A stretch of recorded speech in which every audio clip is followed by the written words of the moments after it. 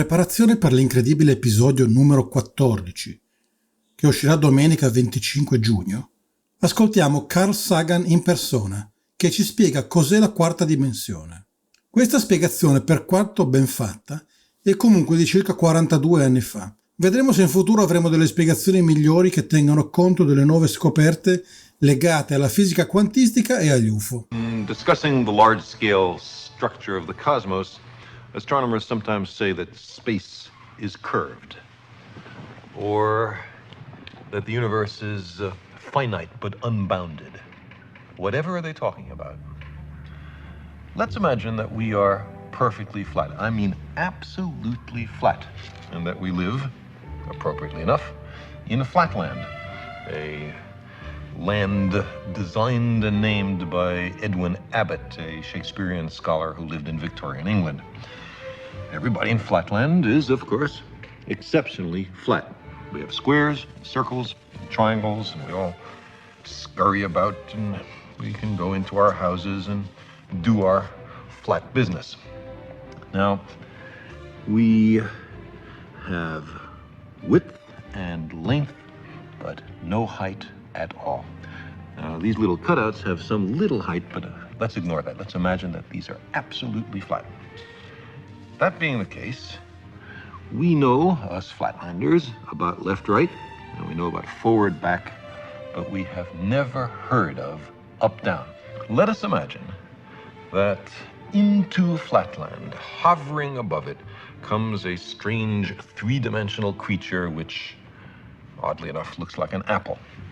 And the three-dimensional creature sees an attractive, congenial-looking square, watches it enter its house, and decides in a gesture of interdimensional amity to say hello. Hello, says the three-dimensional creature. How are you? I am a visitor from the third dimension.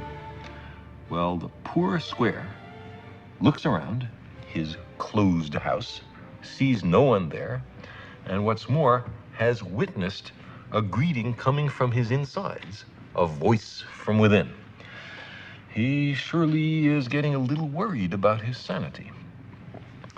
The three-dimensional creature is unhappy about being considered a psychological aberration, and so he descends to actually enter flatland. Now, a three-dimensional creature exists in flatland only partially. Only a plane, a cross-section through him can be seen.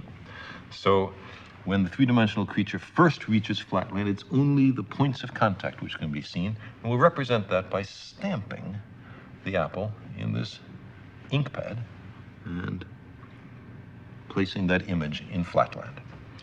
And as the apple were to descend through, slither by flatland, we would progressively see higher and higher slices, which we can represent by cutting the apple.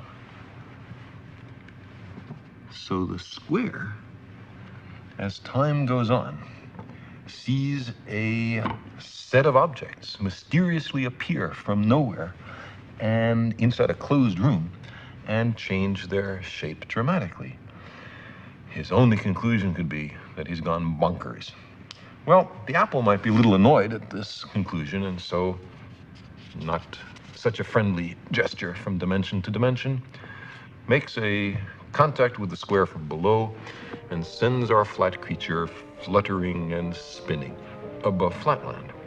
At first, the square has no idea what's happening. He's terribly confused. This is utterly outside his experience. But after a while, he comes to realize that he is seeing inside closed rooms in flatland. He is looking inside his fellow flat creatures. He is seeing flatland from a perspective no one has ever seen it before to his knowledge. Getting into another dimension provides as an incidental benefit a kind of X-ray vision. Now our flat creature slowly descends to the surface, and his friends rush up to see him. From their point of view, he has mysteriously appeared from nowhere. He hasn't walked from somewhere else. He's come from some other place. They say, for heaven's sake, what's happened to you? And the poor square has to say, well, I was in some other mystic dimension called up. And they will pat him on his side and comfort him, or else they'll ask, well, show us, where is that third dimension? Point to it. And the poor square will be unable to comply. But maybe more interesting is the other direction in dimensionality. What about the fourth dimension? Now, to approach that, let's consider a cube. We can imagine a cube in the following way. You take a line segment and move it at right angles to itself in equal length. That makes a square. Move that square in equal length at right angles to itself, and you have a cube.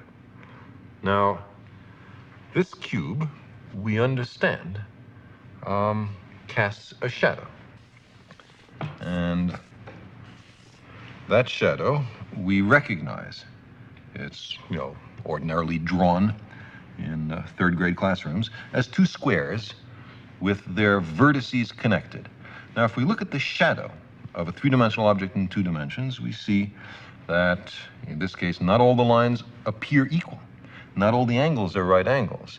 The three-dimensional object has not been perfectly represented in its projection in two dimensions, but that's part of the cost of losing a dimension in the projection. Now, let's take this three-dimensional cube and project it, carry it through a fourth physical dimension. Not that way, not that way, not that way, but at right angles to those three directions. I can't show you what direction that is, but imagine that there is a fourth physical dimension. In that case, we would generate a four-dimensional hypercube, which is also called a tesseract. I cannot show you a tesseract because I and you are trapped in three dimensions. But what I can show you is the shadow in three dimensions of a four-dimensional hypercube or tesseract. This is it. And you can see it's two nested cubes, all the vertices connected by lines. And now the real tesseract in four dimensions would have all the lines of equal length and all the angles right angles. That's not what we see here, but that's the penalty of projection. So you see, while we cannot imagine the world of four dimensions, we can certainly think about it perfectly well.